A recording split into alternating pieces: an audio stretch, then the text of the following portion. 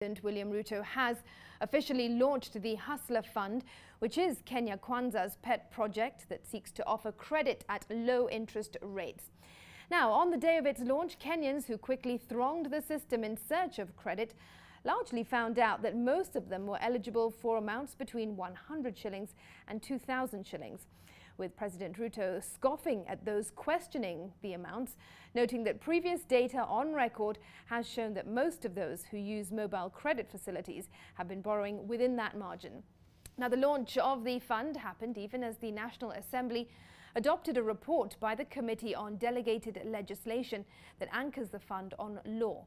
NTV's Ibrahim Karanja has more on the Hustler Fund and the politics revolving around it. Hustler Fund, jinue, jiendeleze. With the Hustler Fund launched, many Kenyans are asking how much they can access. Well, for starters, the President William Ruto has a loan limit of 2,300 Kenyan shillings on the newly launched Hustler Fund. Your loan limit is cash 1,600. Deputy President Rigathi Gachagwa's limit currently stands at 1,600 shillings, while that of Prime Cabinet Secretary Musalia Mudavadi is at 2,800 shillings.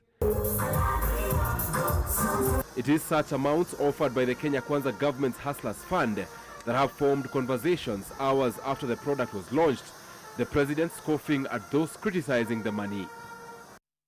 If 90% of all these lending platforms are lending between 100 shillings and 2,500, that tells you how important or how much 500 shillings or 1,000 shillings is. The fund offers a low interest credit, with individuals said to be having a maximum of 50,000 shillings at an interest rate of 8% per annum.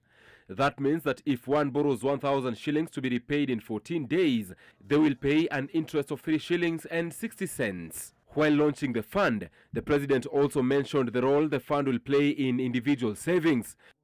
The loans are accessible to all Kenyans through their mobile phones across all networks. A number of those who had previously been listed over their credit score will also have a fresh start to borrowing. Mwenye hana logbook, mwenye hana ndugu ambaye anajulikana, yule mwananchi wa kawaida pia na yeye anaweza kupata pesa ama mkopo kwa bei ama riba ya chini, na anaweza kuendesha biashara yake ama anaweza kujisimamia kwa njia ile amepanga mwenyewe. As President William Ruto was launching a project that might end up being the hallmark of his administration, Parliament was on the other hand clearing all the legal hurdles as it adopted a report that legalizes the Hustler Fund.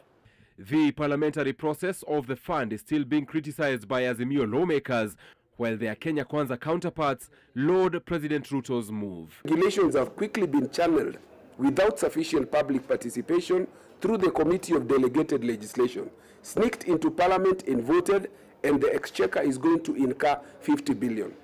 We are very clear. We are not begrudging the hustler or the common person the opportunity to get money or to get credit. But let this be the promise that the Kenya Kwanza people gave to these people. This money was supposed to be free money, money given to the youth, men and women in this country as capital to start business. But what are we seeing now? We realize that the President was making mere statements of puff, and there were misrepresentation of facts. Kwa hivyo wale wenye pesa mingi, mabwenyenye, na wale watu wa familia kubwa kubwa, nyinyi muende kwa banki hizi kubwa, mchukue pesa huko, mupeleke title, mupeleke logbook, mulipe 13%, 14%, muende huko, mumalizanie huko na wale watu wa kiwango yenu. Hawa mahustlers ya William Ruto hawana logbook, hawana title, ni simu peke yake na yeye mwenyewe ndio waweze kusaidika. Ibrahim Karanja, NTV.